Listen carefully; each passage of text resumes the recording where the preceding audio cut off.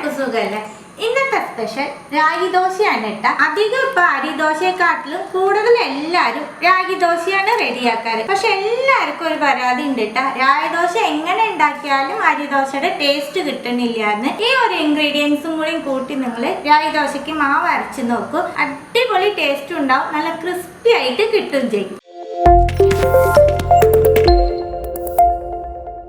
ഒരു കപ്പ് രാഗി എടുത്തിട്ടുണ്ട്. അര കപ്പ് ഇഡ്ലി അരിയാണ് കേട്ടോ. പച്ചരിയെക്കാട്ടിലും സ്വാദ് കിട്ടുക ഇഡ്ലി അരി ചേർക്കുമ്പോഴാണ്. 1/4 കപ്പ് ഉഴുന്ന്, 1 ടേബിൾ സ്പൂൺ ചവ്വരി. ഞാൻ പറഞ്ഞ ഒരു ഇൻഗ്രീഡിയൻസ് ഈ ചവ്വരിയാണ് കേട്ടോ. ചവ്വരി കൂട്ടി മാവ് അരയ്ക്കുമ്പോൾ നല്ല സ്വാദ് ഉണ്ടാവും ദോശയ്ക്ക്. 1/2 ടീസ്പൂൺ ഉലുവ. ഇതെല്ലാം കൂടി ഒരുമിച്ച് 4 മണിക്കൂർ നമുക്ക് കഴുകി കുതിർത്തി വെക്കാം. എല്ലാം കൂടി 4 മണിക്കൂർ കുതിർത്തി വെച്ചേക്കുന്നതാണ്. ഇനി നമുക്ക് അരച്ചെടുക്കാം.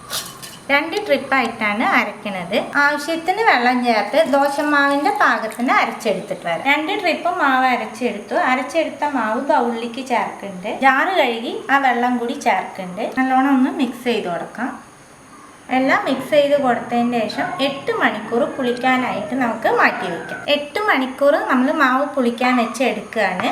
ഞാൻ ആ ബൗൾ മാറ്റിയിട്ട്, ആ ബൗൾ ചെറുതായ കാരണം പുളിച്ച് പൊന്തി പോവും. അത് കാരണമാണ് ബൗൾ മാറ്റിയത്. മാവ് നല്ലോണം പുളിച്ച് പൊന്തിയുണ്ട് കേട്ടോ. നിങ്ങൾക്ക് കാണുമ്പോൾ അറിയാൻ പറ്റും.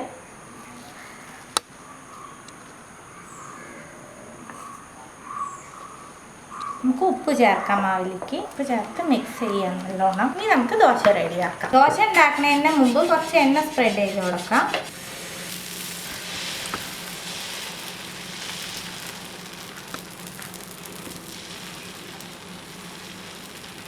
ഈ ദോശ ക്രിസ്പി ആയിട്ട് ഉണ്ടാക്കാം, തട്ടുദോശയുടെ രീതിയിൽ ഉണ്ടാക്കാം. എങ്ങനെ വേണോ നമുക്ക് റെഡിയാക്കി എടുക്കാൻ പറ്റും കേട്ടോ. സൈഡിലൊക്കെ കുറച്ച് എണ്ണ സ്പ്രെഡ് ചെയ്യുന്നുണ്ട്. നമുക്ക് ദോശ മറിച്ചിടാം. ഇനി നമുക്ക് തട്ടുദോശ റെഡിയാക്കാം.